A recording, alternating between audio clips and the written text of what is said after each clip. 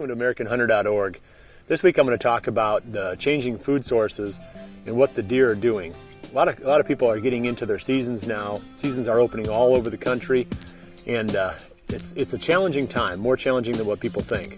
During the archery opener, people love to think opening day, excitement levels high, but the reality is that the deer are typically hard to hunt. We'll talk a little bit about that right now, why that is, and maybe offer a couple strategies of what you can do if this is the time of year when you're getting out to hunt, what you can do to prepare for this weekend's coming up hunt. I'm holding two types of acorns in my hands here. There's a bur oak tree right here and a red oak tree right above me. And this year, even despite the drought, they're dropping quite a few acorns. I've got the reds here and the burrs here. And the burr is in the white oak family, and the deer definitely prefer the white oaks over the red oaks or the black oaks. But they'll take whatever's falling on the ground. I mean, they're not going to be too choosy this year when the food sources are so limited. So let's talk a little bit about food sources. Beyond the acorns, which are definitely going to be priority number one. Anytime there's acorns falling, the deer are going to be hitting them.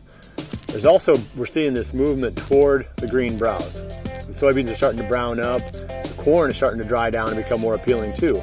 But because it's been so dry, the deer are moving towards something that's green and lush. And we're seeing more activity around the turnip and brassica type food plots than typically we would see at this time of the year. Anything that's green, that's appealing to deer should be attractive, and that's definitely a spot that I'd be looking for going into this weekend's hunt. And also we're seeing a lot of activity around early harvested cornfields. Generally, we don't see the corn in the Midwest get harvested until around towards the end of October. And this year we're seeing the corn coming out the third week of September. The deer are definitely responding to that. They like it when the combine goes through and loosens up the kernels, makes it easier for them to feed, and they'll hit those fields really hard for 4, 5, 6 days. So keep an eye on that too. If you've got an early harvested cornfield in your hunting area, it's definitely going to be attracting deer. So next I want to talk about the transition and the behavior of the deer themselves. During the summertime, you see a lot of daytime activity, and then the bachelor groups break up, the bucks shed their velvet, they disperse into their fall ranges, and you really see a drop off in this daylight activity among the bucks. We've hit that time frame now. It's not going to be easy hunting.